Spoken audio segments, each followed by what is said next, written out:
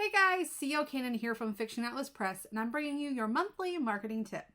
And I know I talk a lot about the do's of marketing on this segment, and today I want to switch it up a little bit and talk about some of the don'ts. Because it's just as important to avoid these pitfalls as it is to make sure that you're going in the right direction. I see so many new authors and inexperienced authors doing some of these things, and actually some of them can cause some serious damage not only to your sales, but to your career as a whole and your credibility.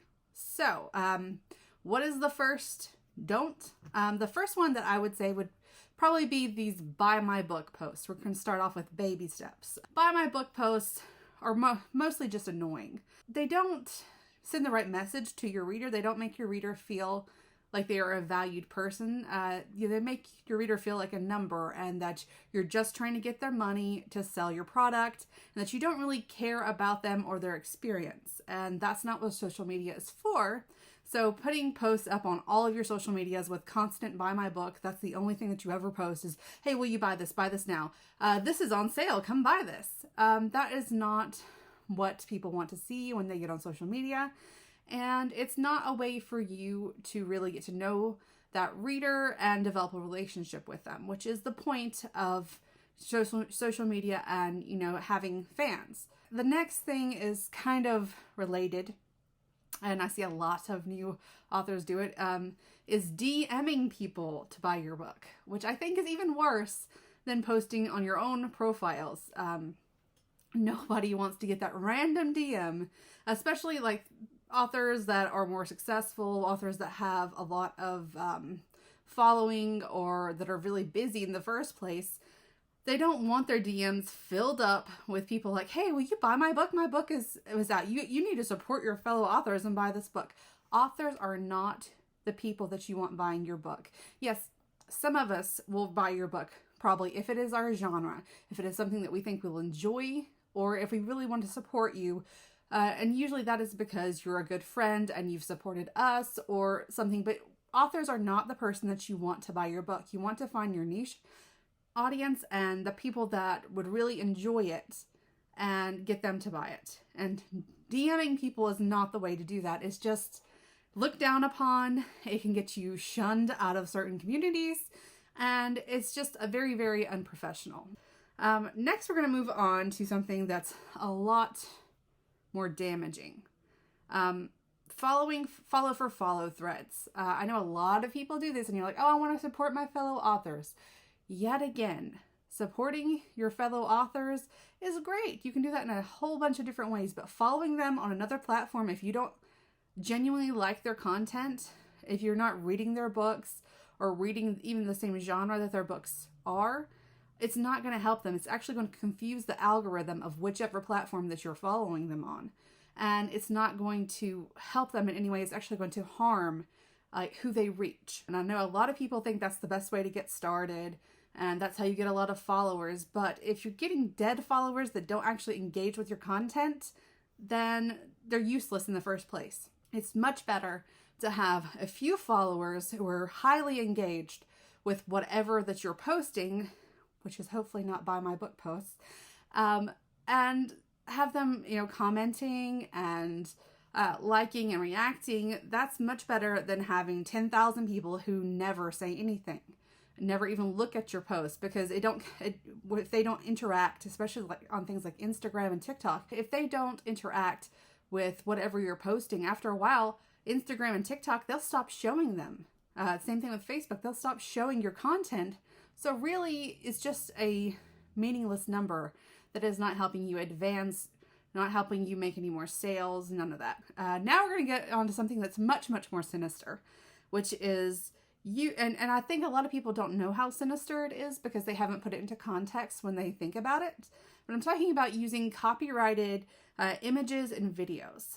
That's on TikTok, that's on any platform, anytime you're trying to, well, you shouldn't post them in the first place. I mean, hey, I like Tom Hiddleston. I'm going to put a post of him up. That's fine. You're not selling anything. But if you're trying to sell your book and you're using Tom Hiddleston as a model for your main character, and you made a whole video to put on TikTok using Loki as your main character, and actual stuff from like images and video from Marvel and audio, and you're using it to sell something, then that is actually illegal. And it's the same with using pictures that are copyrighted, and it might not even be of a celebrity, which that's something you definitely shouldn't be using. But even if you're going and just Googling stuff, if you just Google hot dark-haired guy, and you just use whatever pictures come out and do not check the copyright on them, then you're actually stealing that person's work. And that model has not given you permission, and they have not been compensated for you using them. It's the same thing as someone going out there and just giving away our stories for free. We don't want that. So we should not be stealing from other artists and creatives. And it's actually very illegal. You can get put into jail. You can have huge fines. You can be banned forever from different platforms. So please stop using copyrighted stuff. If you're selling anything that is your work, using someone else's work, you should see where the problem lies with that. Okay, and the next thing is not quite as sinister, and it won't get you in as much trouble, and it's just going to send you on the wrong path. Instead of going forward, you're going to be going sideways, and you're going to be taking the long way around to the goal that you're trying to get to. And that is joining promos that are far too broad, ones that are multi-genre. And I'm not talking like, oh, they're fantasy and they're sci-fi and they're the same general feel. I'm talking about there's like erotic romance over here, there's Christian fantasy, there's hard sci-fi in the middle, military, historical fiction. It's all kind of smushed together in one promo. You do not want to do that. You do not need something that's that broad. You need to find your niche audience, figure out what they like and how you can provide it for them, and then market to that audience. Even when you're trying to find new people, you want to keep in mind what your books are about and the type of people who like your books. I see a lot of book funnel and story origins that have so many different kinds of books in there that I don't know how anyone is benefiting from it. And a lot of them are not. They're just having a lot of freebie seekers kind of sign up. You also don't want to be doing things with large gift cards for anything to do with your newsletter. If you're joining, I just recently saw something where there's going to be over 100 authors in a giveaway or something. And that's too many authors, and the stuff's not genre targeted enough. And if it's not genre targeted, you're not going to get quality subscribers.